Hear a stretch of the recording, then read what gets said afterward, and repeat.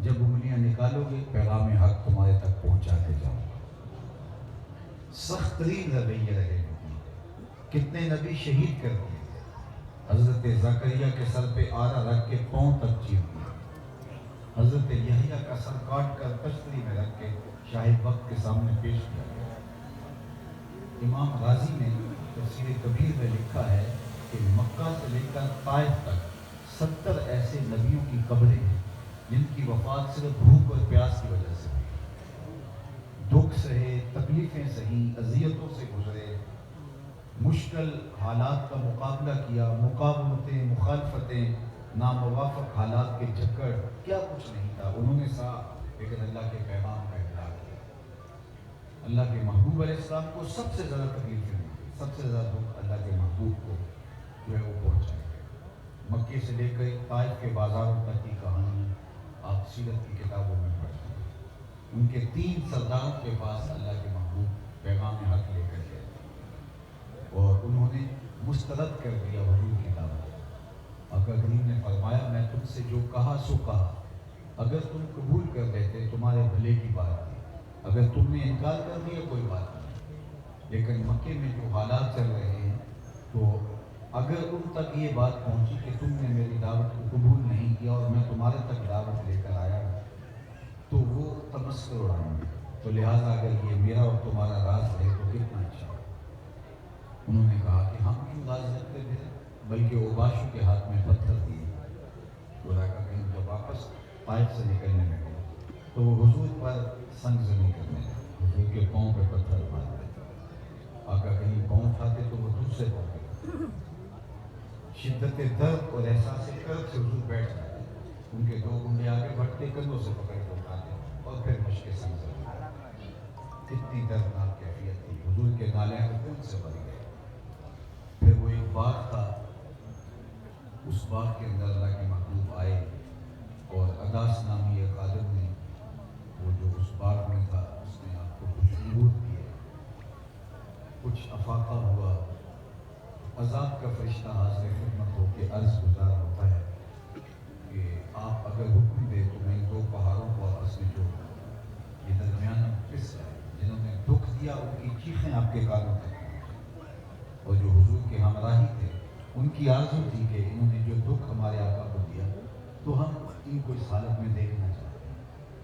آقا کریم خاموش ہیں، لیکن جب اسرار بڑھا تو حضور کے ہاتھ اٹھے اور اللہ کی بارگاہ میں عرض گزار ہوئے، اللہم اہد قومی فإنہم لا یعقلون، اے اللہ میری قوم کو ہدایت دے دے، اگر یہ مجھے جانتے ہوتے تو میرے ساتھ یہ سلوک نہ کرتے۔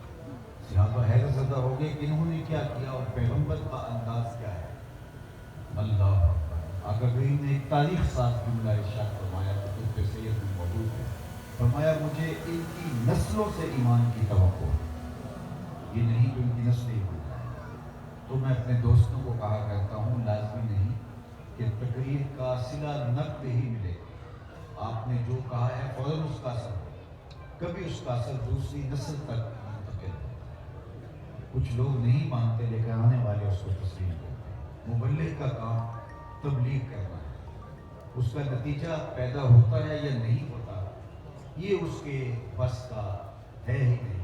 اللہ نے پیغمبروں سے بھی کہا وما علیک الا البلاغ، آپ کا کام پہنچانا ہے، ابلاغ کرنا ہے، دلوں میں ڈالنا، اس کی تاثیرات پیدا کرنا، یہ اللہ کو ذمہ کرنا، اور پیغمبروں نے ان ذمہ داریوں کو نبھایا۔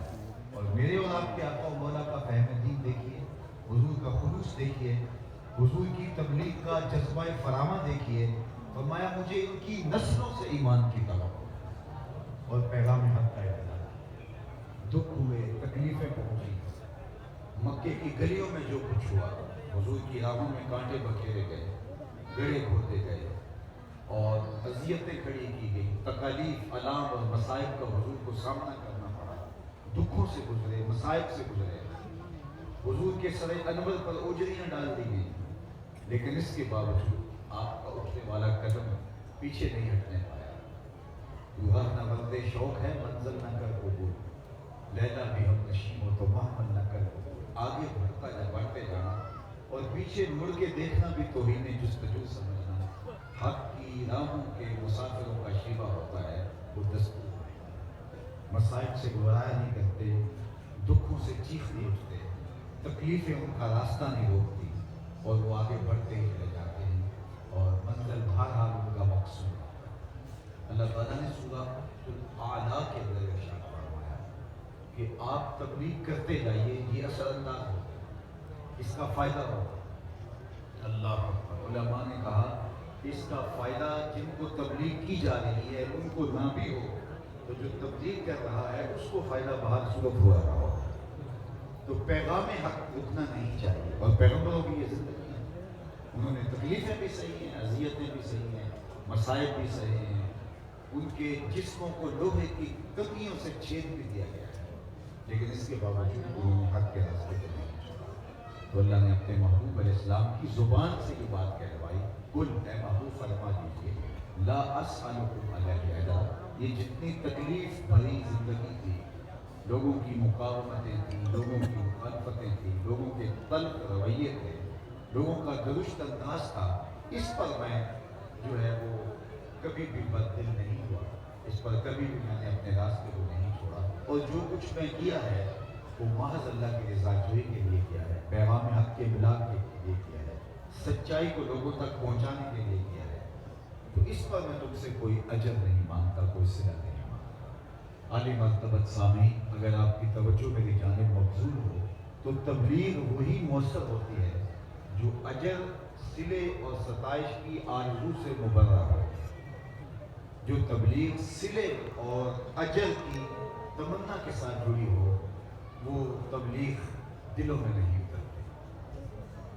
हवाओं में उड़ती हुई तितलियों की तरह लफ्ज़ अपना रंग तो जमाते हैं, लेकिन उसके असरात दिलों पर पैदा नहीं होते। बात दिल में वही उतरती है जो दिल से निकलती है।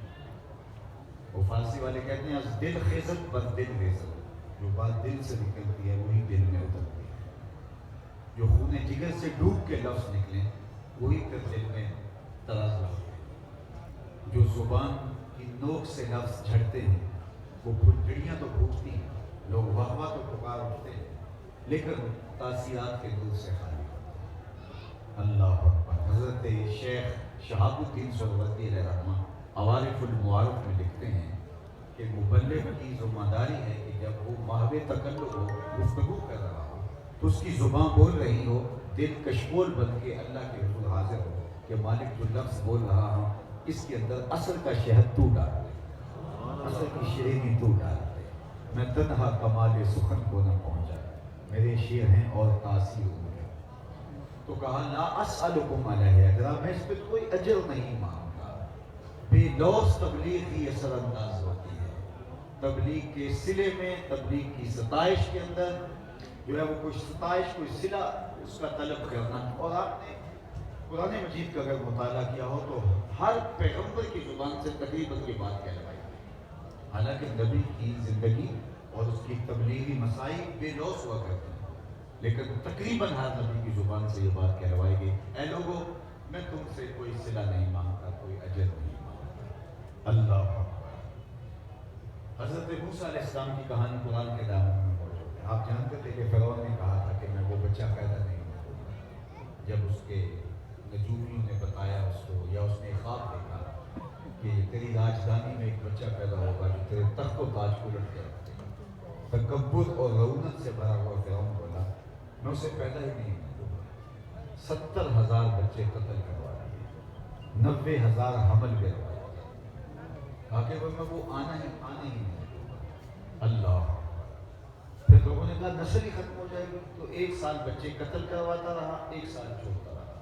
अल्लाह का करना ये हुआ कि जिस साल वो बच्चे कत्ल करवाता था उस साल हज़रत मूसा का, जिस साल वो छोड़ता था उस साल हज़रत हारून अलैहिस्सलाम। उम्मे मूसा जिनका नाम हज़रत यूहानस बताया जाता है वो परेशान हो गए, क्योंकि माओ की गोदों से बच्चे छीन लिए जाते थे और उनको मार दिया जाता था। माँ फिर माँ होती है, माँ तड़प होती है कि फ़िरौन के सिपाहियों को पता चल गया तो मेरी गोद से बच्चा छीन के ले जाएंगे और उसे काट देंगे। माँ तड़पी तो अल्लाह ने उम्मे मूसा की जालत वही भेजी, घबराने की ज़रूरत नहीं है। एक संदूक तैयार करो, उसके बालाई हिस्से में सुराख करो और इस बच्चे को उसमें रखो और दरियाए नील की मौजों के सपुर्द कर दो, फिर मेरी कुदरत के तमाशे।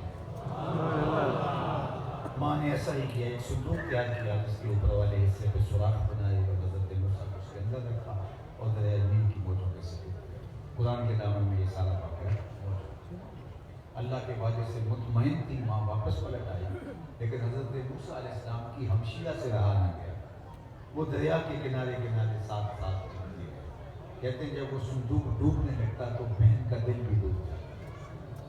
خدا کا کرنا یہ ہوا کہ نیل کے کنارے پر فرعون کا محل تھا اور فرعون کے ہاں اولاد نہیں، دل بہلانے کے لیے اپنی زوجہ جس کا نام آسیہ ہے، وہ دریا کنارے بیٹھ کے گزرتے ہوئے پانی کے منظر سے لطف اندوز ہو رہا تھا کہ اس نے سطح آگ کے اوپر ایک صندوق تیرتے ہوئے دیکھا۔ دل میں تجسس اور شوق کی چنگاری روشن وہ تھا، فرعون کو حکم دیا ذرا صندوق کو نکال کر دے، لاؤ میں دیکھوں اس میں کیا ہے۔ شاہی حکم تھا، فوراً بجا لائے اور جب صندوق کھولا کیا دیکھا، اس میں خوبصورت بچہ مسکرا رہا۔ تو فرعون کی زوجہ جن کا نام حضرت آسیہ ہے، انہوں نے کہا یہ بچہ میری اور تیری آنکھوں پہ ٹھنڈک ہے اور ہمارے ہاں اولاد نہیں، ہم اسے بیٹا ہی۔ علماء نے لکھا ہے کہ نبی کے ساتھ کیا گیا پیار رائے کا نہیں ہے، حالانکہ اس نے نبی سمجھ کے پیار نہیں کیا تھا، جس کا ابو لہب نے لونڈی کو آزاد پیغمبر سمجھ کے نہیں کیا تھا، بھتیجا سمجھ کے کیا تھا۔ تو اس نے کہا میری آنکھوں کی ٹھنڈک ہے یہ بچہ۔ اللہ نے اس جملے کی لاج رکھتے ہوئے حضرت آسیہ کو ایمان عطا کر دیا۔ اور اگر فرعون بھی کہہ دیتا ہاں میری آنکھوں کی بھی ٹھنڈک ہے، تو رب یہ نہ دیکھتا اس نے دعویٰ کیا ہے، یہ دیکھتا میرے نبی سے پیار کیا ہے، اللہ اس کو بھی ہدایت دے دیتا۔ خیر اس کا مقصود نہیں تھا، لیکن یہ طے پا گیا کہ اس بیٹے کو، اس بچے کو ہم اپنا بیٹا بنا دیں۔ سب سے پہلے دودھ پیش کیا گیا، شاہی دائیاں بنوائی گئی، لیکن حضرت موسیٰ علیہ السلام کسی خاتون کا دودھ نہیں پی رہے۔ بہت پریشانی ہوگی کہ بچہ دودھ نہیں پی رہا۔ کنارے چلتے چلتے حضرت موسیٰ علیہ السلام کی ہمشیرہ کے موقع پہ آپ پہنچے اور جب اس مشکل میں پھنسے ہوئے ان کو دیکھا تو کہا ایک خاتون میری نظر میں بھی ہے جس کا دودھ بچے رغبت سے پی لیتے ہیں، اگر تم کہو تو بلا لاؤ۔ تو انہوں نے کہا دیر کا ہے کہ جاؤ۔ وہ گئی اور اپنے ہی ماں کو بلایا، انہوں نے دودھ پیش کیا، حضرت موسیٰ نے پی لیا۔ فرعون بولا اے خاتون تمہاری رہائش بھی قریب کر دیتے ہیں اور تمہیں جو ہے وہ میرے بچے کو دودھ پلانا ہوگا۔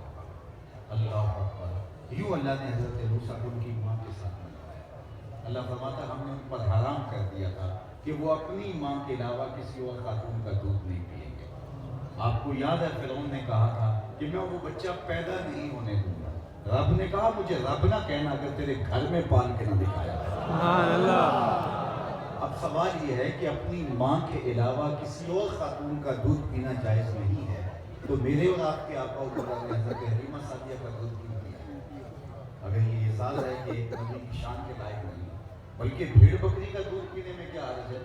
خاتون تو پھر خاتون ہے۔ تو مسئلہ یہ نہیں تھا، مسئلہ یہ تھا اس بہانے سے حضرت موسیٰ کو ان کی ماں تک پہنچا۔ اور دوسری بات یہ تھی کہ کل فرعون کے دربار میں کھڑے ہو کے حضرت موسیٰ نے جب اللہ کی توحید کا اعلان کرنا تھا تو فرعون نے زیر لب مسکرا کے تانا دینا تھا کہ میرے گھر پلتا رہا، آج مجھے سبق پڑھانے آ گیا ہے۔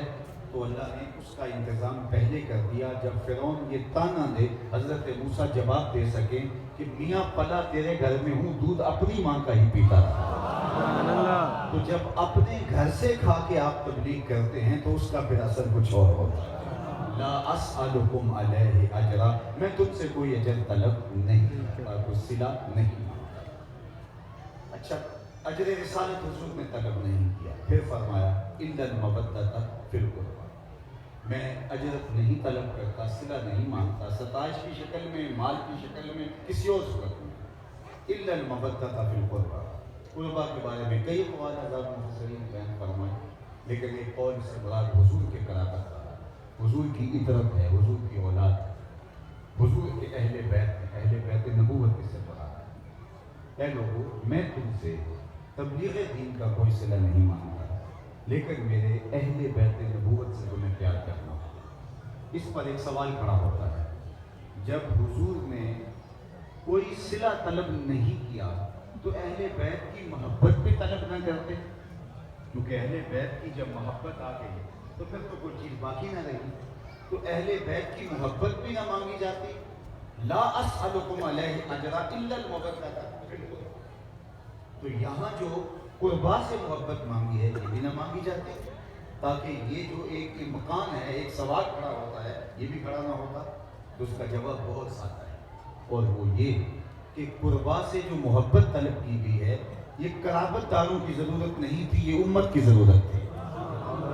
اگر وہ حضور کے قرابت داروں سے، حضور کے اہل بیت سے، حضور کے نسب سے اگر محبت کرتے ہیں تو اس سے ان کے اپنے ایمان کی حفاظت ہوتی ہے، ان کو خود فائدہ ملتا ہے.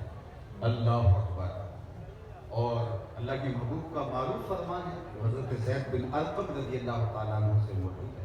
آقا کریم نے خطبہ دیتے ہوئے ارشاد فرمایا تھا انا تارک فیکم الثقلین، میں تمہارے اندر دو بھاری چیزیں چھوڑ کے جا رہا ہوں. اس امت کو حضور نے لاوارث نہیں چھوڑا کہ امت کو لاوارث چھوڑ کے چلے گئے ہوں.